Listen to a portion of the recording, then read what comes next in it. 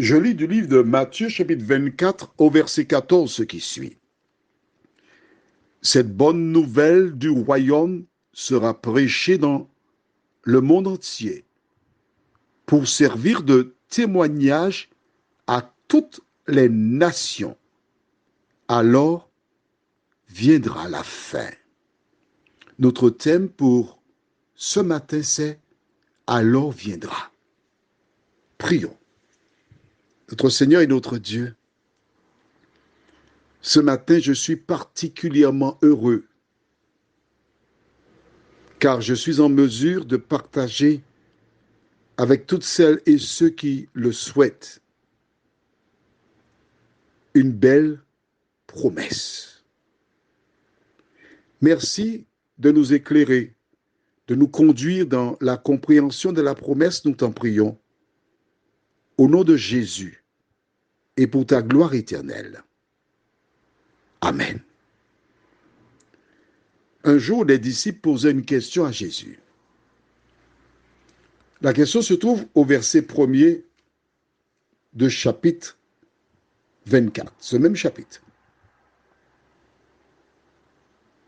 Comme Jésus s'en allait au sortir du temple, ses disciples s'approchèrent pour lui en faire remarquer les constructions, mais il leur dit, « Voyez-vous tout cela?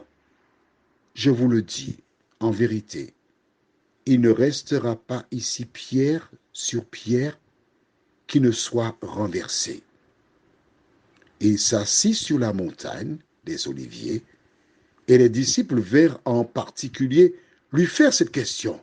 « Dis-nous, quand cela arrivera-t-il et quel sera le signe de ton avènement et de la fin du monde? » Voilà. Crois-tu en Dieu? Si la réponse est oui, continue de m'écouter. Crois-tu que Jésus a existé?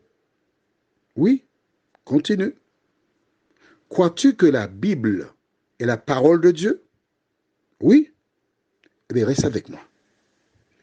Aujourd'hui, tu rencontres des personnes qui disent que la fin du monde n'aura pas lieu.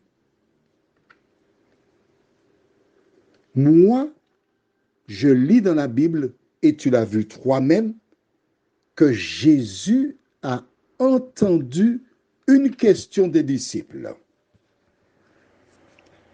Et je lis la réponse qu'il donne.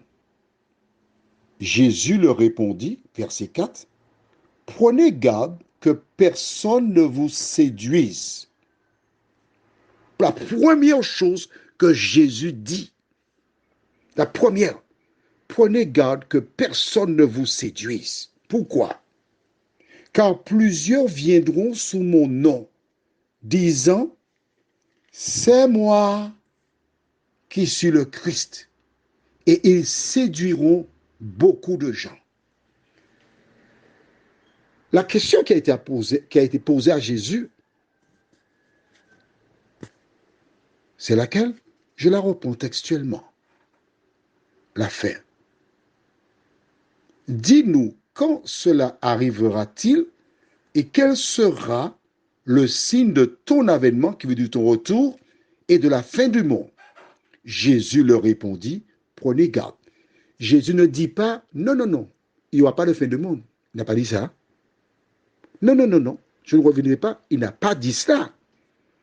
Si les disciples avaient d'une bêtise, Jésus leur aurait répondu, non, non, non, non, vous vous trompez. Mais il n'a pas dit ça. Au contraire, il donne les signes. Et aujourd'hui, nous avons vu celui de Matthieu 24, verset 14. Cette bonne nouvelle du royaume sera prêchée dans le monde entier pour servir de témoignage à toutes les nations. Alors viendra la fin. Je suis heureux parce que Dieu m'utilise pour te dire que Jésus revient bientôt. Je suis heureux parce que Jésus te dit qu'il vient bientôt. Et l'évangile, la bonne nouvelle, c'est que Jésus est mort pour nous sauver du péché. Ça, tu le sais. Ça, tu l'as déjà entendu. Ça, je te le répète encore. Quand les hommes sur la totalité de la terre auront entendu ce message, alors Jésus reviendra et ce sera la fin du monde. Si des personnes te disent le contraire, sache que ce sont des agents du diable, ayant un CDI et un vol confirmé pour l'enfer, pour la destruction totale. Prions, notre Dieu, notre Père. Nous sommes heureux parce que Jésus qui est venu sur cette terre, non seulement il est mort pour nos péchés, mais il reviendra chercher celles et ceux qui ont placé leur espérance en lui. Alors que tout s'écroule autour de nous, Seigneur, de nous aider chaque jour à nous cramponner à ta parole, à vivre pour toi, nous t'en prions, au nom de Jésus et pour ta gloire éternelle. Amen. Je te souhaite une bonne journée.